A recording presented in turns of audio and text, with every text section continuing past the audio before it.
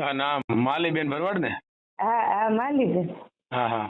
હવે એ મને સોમભાઈ વાત કરતા હતા કે ઓલી છોકરીના 7 લાખ રૂપિયાનું કઈક મેટર હતી, પણ હું ફ્રી નતો એટલે મેં કીધું નિરાતે વાત કરું. મને જણાવવાનું શું હતું? એ પૈસા 7.5 લાખ કુટુંબને લઈ ગયા ને પછી કીધું હતું કે મા મહિને તમને આપી દેવું. આ મા મહિનો ગયો, ઓલો મા મહિનો ગયો ને હવે એમ કીધું 1 રૂપિયો નથી દેવો, તાર જ્યાં ખીલા મારવો ને મારી લેજે. એટલે મેટર શું હતી? તમારી છોકરીની ઉંમર કેવડી હતી?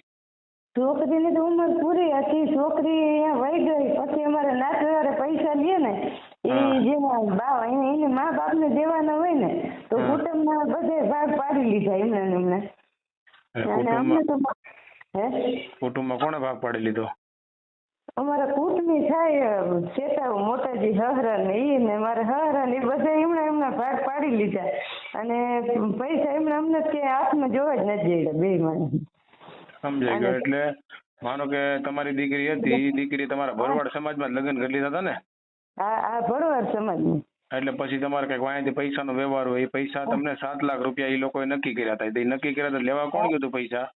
એ લેવા ગયા હતા કુટુંબના. આનો અમારા ઘરવાળો રહેતા એને કઈ ખબર પડતી નથી. ગાડ બકરા ચારે એને કઈ ખબર નથી. ઓલા કુટુંબના હે ને અહીંયા મને મારીને પૈસા લીધા.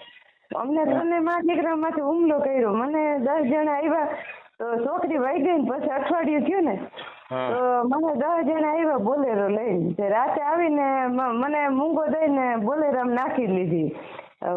લાલપેડાના હતા બે અમારા કુટુંબના. એ બધે થઈને મેં પૈસા લેવા નથી દેતી ને એટલે મારી ઉપર હુમલો કર્યો ને મને આમ ગોપનાથની ખાઈણમાં લઈ ગયા. 10 જણા છે ને અહીંયા મારી, મને કપડા કાઢીને મારી. તે તો અમે એમાં આખી વયા ગયા હતા. અને મારા બેનભાઈ રહ્યા ને મારો છોકરો હજી ભણી નથી શકતું. ભણવા જાય તો કઈડમાં રાયડું નાખે. 3 ગેડા માર્યા હતા છોકરાને.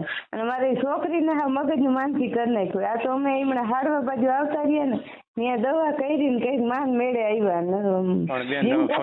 ફરિયાદ નોંધાવી હતી આ રીતે તમારું અપહરણ કરી અને તમને ઢોરમાર માર્યો, તમે ફરિયાદ નથી કરી?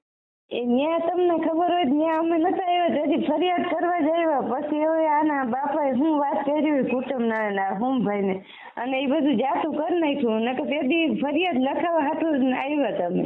આવો બનાવ બની ગયો બેન. એક તો તમારી છોકરી હાલો એ તો તમારા ભરવાડ સમાજમાં ગઈ એટલો પ્રશ્ન નથી, સમાજ છે. પણ જ્યાં પછી પૈસા મળ્યા તો પૈસા તમારી હાથ નથી આવ્યા. રેડી? 7,20,000 રૂપિયા લીધા અને અમને મારી ગયા અને પૈસા લઈ ગયા. પાછા હમણાં મારું સામાન હતું અમારા ઘરના મકાન એનું તાળું તોડીને એમાંથી 50-60 હજારનું સામાન પાછું કાઢી ગયા હમણાં જ વાત. તો એ તમે ફરિયાદ લખાવી? હા એ લખાવા ગયા. આજ 1.5 મહિનાથી અરજી લખેલી અહીંયા ભાણવર એ વકીલ છે ગિરધરભાઈ કરીને ત્યાં લખાવી. વકીલ નથી દેવાની. તમારા ઘરમાં તોડફોડ કરીને કોઈ વસ્તુ કાઢી હોય તો તમારો કયો તાલુકો લાગે છે? જામજોધપુર લાગે. પણ ત્યાંથી હું એક ફેરે ફરિયાદ કરવા ગઈ ને તો મારી ફરિયાદ લીધી નહીં. મને કીધું કે તમારું જૂનું થઈ ગયું, તમારું બધું બની ગયું. અમને ખબર અરે એ તો કાંઈ વાંધો નહીં, જૂનું થઈ ગયું. પણ આ અત્યારે ઘરે 50-60 હજારની વસ્તુ લઈ ગયા તો એ તો તમારે ફરિયાદ કરાવાય ને? હા તો એ ફરિયાદ જ લખાવા ગઈ હતી તો બીજા ભાઈ કીધું કે ઓલા વકીલે કીધું હું બોલાવું તેથી તમે જામજોધપુર આવજો. પાછો 1.5 મહિનો થઈ ગયો. એમ કે હમણાં જ આવો, થોડાક દી જારવું કરીને પાછો મહિનો થી એમાં નીકળી ગયો.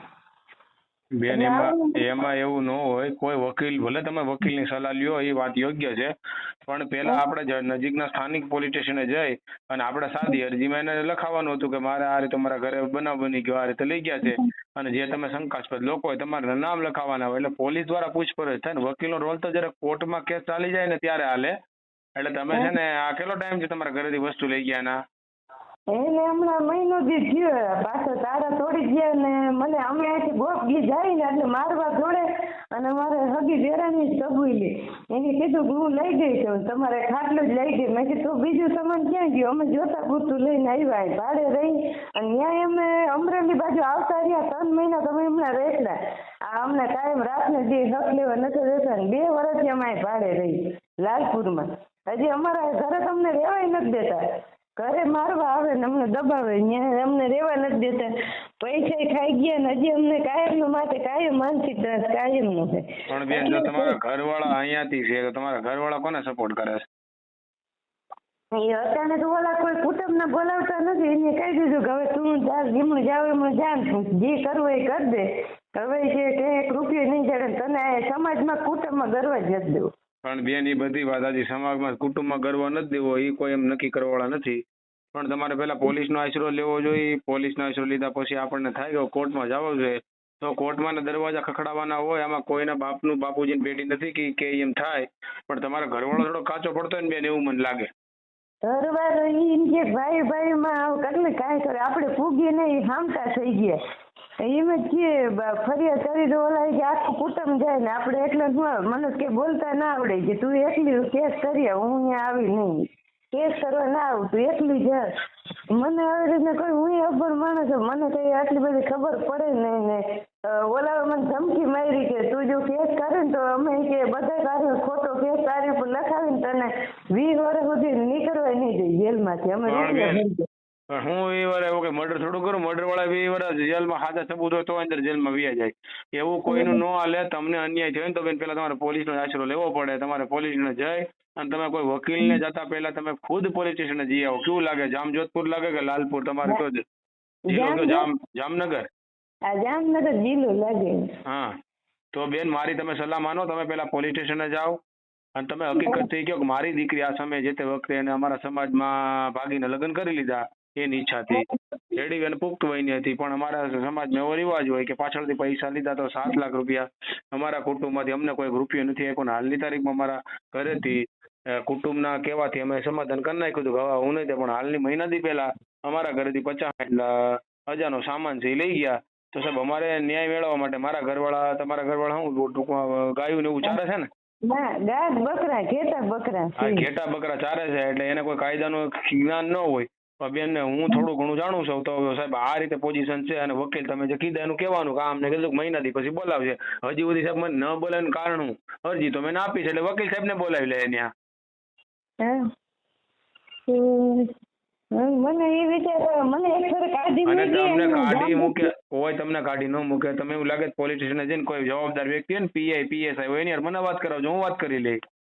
એક ફેર હું અહીંયા જોધપુર ગયેલી તો એને એમ કીધું કે તમારી માથે બધો બનાવ બની ગયો એ અમને ખબર છે પણ તમે તાત્કાલિક કેમ ના આવ્યો. મેં કીધું એની વાત સાચી છે, એની લિમિટેશન હોય. આપણને કોઈ લાગી ગયું હોય તો ને સારવાર કે રોડ ઉપર જ ન થાય. આપણે ત્યાંથી કોઈક રોડ ઉપર આપણને લઈ જાય વાહનમાં નાખીને પછી આપણે દવાખાને પૂગી તો એની પાટાપિંડી થાય, ટાંકા થાય, ત્યાં સારવાર થાય. કે રોડ ઉપર કોઈ સારવાર થોડું મેન કરવા આવે ને આપણે ઈચ્છી ન કે રોડ ઉપર મારી સારવાર થઈ જાય. ઈ તો સાચું. પાછું એમાં ઈ દીકરીનું અહીંયા ઘર આવેલું નથી. આને બધા એમ કીધું ઈ તો આવ્યું છે ને તેવ્યું છે ને ઓલાને બહુ જેને હાહરા વાળાને ચડાવી માર્યા ને તો ઓલા બી ગયા ને છોકરી આમ મને પાછી હોપી દીધી. છોકરી પાછી હોપી દીધી ને એને ભાણવર દીધી હતી. તો ભાણવરથી એને પૂણા 6 લાખ રૂપિયા પાછા લઈ લીધા એ તરસાઈ વાળા. મારી દીકરી ઉપરથી રૂપિયા 15 લાખનું લેતી દેતી કરી. નટાણી દીકરીને પૈસા બધા બીજા જ લીધા આડાવરી. લેતી દેતી કેટલી 14-15 લાખની થઈ. હા પણ લેતી દેતી 14-15 લાખની થઈ તો બેન હવે તમે ભૂલ્યા વિના તમે પોલીસને જઈ અને તમે છે ને એક લેખિતમાં ફરિયાદ તમે આપી દો. કાંઈ તમારે બીજી વાત છે તો વકીલ જોડે મને વાત કરાવજો. અને એવું લાગે તો મને કોઈ તમારા સ્થાનિક પોલીસ સ્ટેશન હોય ને એના કોઈ અધિકારી હોય ને પીઆઈ પીએસ એની મને વાત કરાવજો. તમે પોલીસ સ્ટેશન છે ને કાલે જાઓ સવારમાં. તો જામનગર જાય તો સારું થાય. જામજોધપુરમાં ભલે તમે સ્થાનિક પોલીસ સ્ટેશન જ જાઓ. એટલે જામજોધપુર કે જામનગર? જામજોધપુર પેલા જાઓ પછી હું કહું ત્યાં જાજો. હા પેલા સ્થાનિક પોલીસ સ્ટેશન જામજોધપુર લાગે છે ને તમે જામજોધપુર પોલીસ સ્ટેશનમાં જઈ અને અરજી લખાવી નાખો. હા તો હજી એક ફેરી જાય ને કે આ બધા આમનું અમારું ક્યાંય કુટુંબમાં ભરવા નથી દેતા, અમારા ઘરે નથી જવા દેતા અને સમાજમાં અમારા બોજ ચિત્ર ઉડાડે ને ક્યાંય અમને હે ને જીવવા જ નથી દેતા.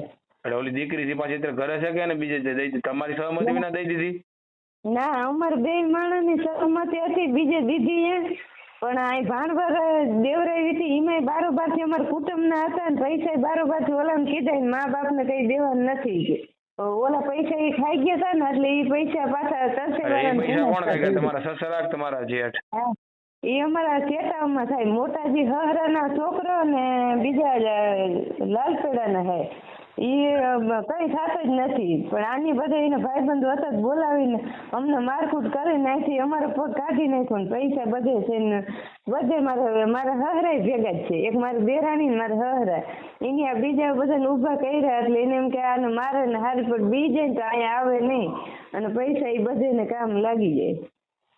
એટલે દીકરી મારી પૈસા લઈ ગયા એનો પૈસા ગોયરા પણ પાછા અમને હાલતા ને ચાલતા ઘરે આવીને બધાને મારી જાય. મને મારી પણ બેન છોકરાઓને તમે જ્યાં સુધી પોલીસ સ્ટેશન નહીં જાઓ ત્યાં સુધી ગધેડો કરશે ને મારી જાય. એટલે તમારે ફક્ત ને ફક્ત પોલીસ સ્ટેશન શરણે જવું પડે એટલે પોલીસને નોંધ થઈ જાય કે આ બેન આવ્યા હતા. તમે નહીં જાઓ બેન તો આ રીતનું ચાલુ રહે. એટલે મારું તમે માનો કાલ તમે પોલીસ સ્ટેશને જઈ અને ત્યાંથી મને કોઈ છે ને હોમભાઈને કહેજો મને ફોન કરાવે. હા હા? તો એક હા તો એક સકો ખાઈ આવે ને જવાબ ના હા, દે તમે તો ધક્કો તમે એકવાર ખાઈ આવો ભૂલાવીને કાલે હા જામજોધપુર પોલીસ સ્ટેશને જઈ આવો. હો?